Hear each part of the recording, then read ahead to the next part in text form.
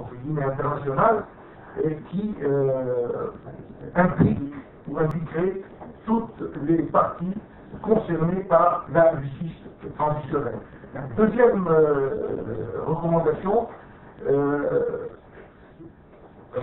nous avons insisté sur l'importance et le rôle des archives.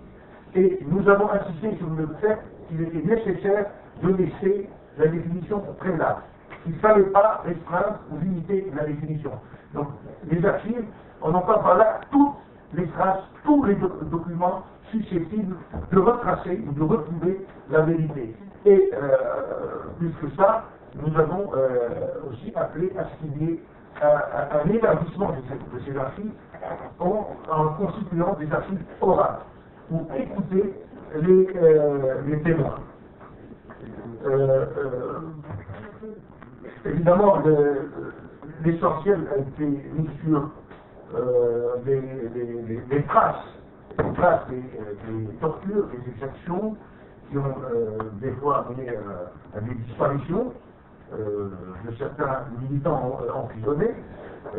Les documents concernent aussi tout ce qui pouvait retracer les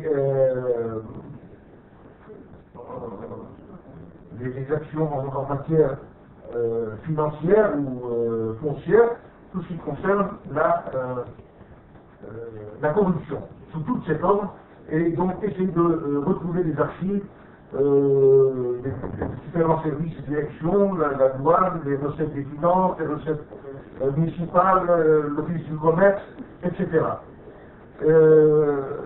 D'un autre côté, nous avons insisté sur la nécessité de préserver les dossiers personnels. Ne pas divulguer, si on utilise ces dossiers, il ne faudrait pas divulguer certains secrets personnels qui pourraient être utilisés dans cette phase de transition. C'est extrêmement difficile. Parce que d'un côté, on cherche la vérité, mais de l'autre, il y a des risques d'exploitation de ces archives à d'autres fins.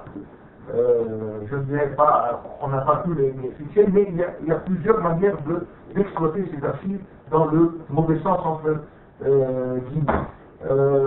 Nous avons aussi insisté sur le fait que, à côté ou en parallèle de la justice traditionnelle, et puisque nous sommes dans une phase exceptionnelle de transition, il fallait lancer, comme l'a dit notre collègue tout à l'heure, qu'il fallait des instances indépendantes, et nous avons insisté sur le fait qu'un ministère ne pourrait pas s'occuper de ce genre de reconstitution.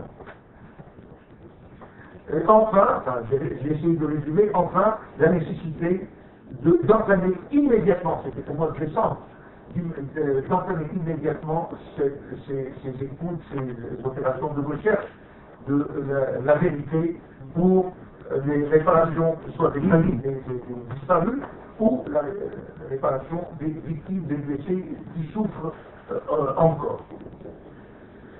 Le deuxième volet que j'aimerais développer rapidement devant vous concerne mon statut, ou ma place dans le centre.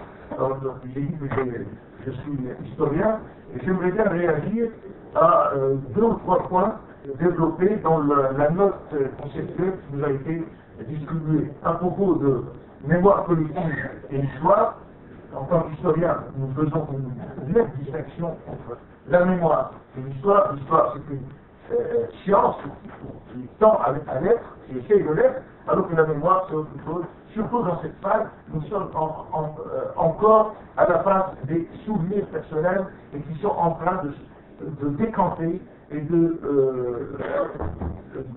se coaguler autour de points assez forts selon les personnes. Alors, pour ce qui est du métier d'historien, de la place de l'historien, c'est assez exceptionnel, c'est nouveau pour nous, historiens, parce que d'habitude, l'histoire, c'est comme on le sait, l'histoire des hommes dans le temps, et qui essaie tout le temps d'écrire l'étude des morts à celle des vivants. Et par conséquent, elle a besoin de distance temporelle. Ce qui n'est pas le cas actuellement. Et toute la difficulté est là. Comment faire de l'histoire alors que nous sommes, comment disent les spécialistes, dans le feu de l'action. Nous sommes partie prenante, nous sommes avant tout des citoyens qui essayent de participer à la vie de la cité après cette révolution, parce qu'on en était empêchés. Donc, nous travaillons un peu comme les commissaires de police, comme les juges d'instruction, on essaie de reconstituer les faits à partir de documents, mais à partir d'un certain moment, nos itinéraires diffèrent. Nous, on s'éloigne, nous, on ne juge pas, quelle que soit la période sur laquelle on travaille, on essaie de ne pas, on évite de juger, alors qu'un magistrat est obligé, et le rôle de notre société aujourd'hui, c'est de juger, de faire la part de la vérité. Donc, ce qui nous manque aujourd'hui, c'est la froideur, comme disent les historiens, par rapport aux documents. Et donc, s'agissant du présent, de la pression du présent, qui s'est développée surtout après la Deuxième Guerre mondiale, dans un contexte français, le problème de la résistance, l'Holocauste, etc., les historiens ont été appelés à témoigner.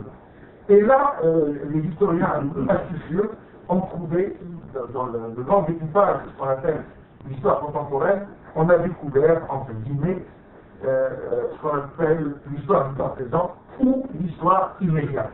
Alors, comment contribuer, comment essayer d'avoir la tête droite pour réfléchir sur ce qui se passe sous nos yeux.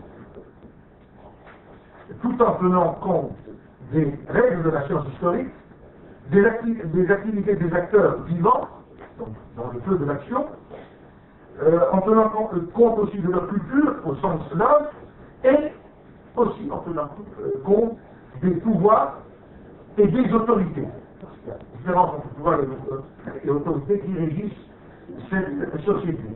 Donc, nous essayons dans ce contexte extrêmement difficile et tumultueux de faire la part des choses et d'aborder les documents et de les interroger, mais aussi d'interroger les silences. Et dans ce cadre, les historiens sont arrivés, surtout dans le contexte français, sont arrivés à fixer fixer un choix qui s'appellerait la raison pragmatiste ou la voie pragmatiste ou la réflexion pragmatiste qui s'inscrit dans le cadre d'une relation tendue entre l'historien et sa société. Et là, vous me permettrez de citer un historien qui travaille sur le temps présent, un historien français, Gérard Mariel, dans son livre sur la crise de l'histoire. Il insiste sur l'engagement de l'historien, du citoyen dans sa société pour établir la réalité et pour apporter son expérience dans la recherche de la vérité. Et donc, je le cite, il dit que pour garder une crédibilité, les intellectuels en général et les historiens en particulier ne peuvent plus se contenter d'indiquer à ceux qui ont en charge la gestion des affaires du monde la voie qu'il leur faudrait suivre, ils doivent aussi montrer l'exemple. C'est pourquoi l'historien pragmatiste, entre guillemets, s'efforce de mettre en œuvre dans son propre univers, là où il a de réelles possibilités d'action, des principes de solidarité, de justice et d'égalité qu'il aimerait voir triompher ailleurs. Je vous remercie.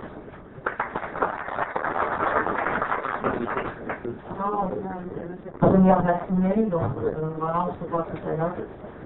À 14h15 ici dans la mercredi.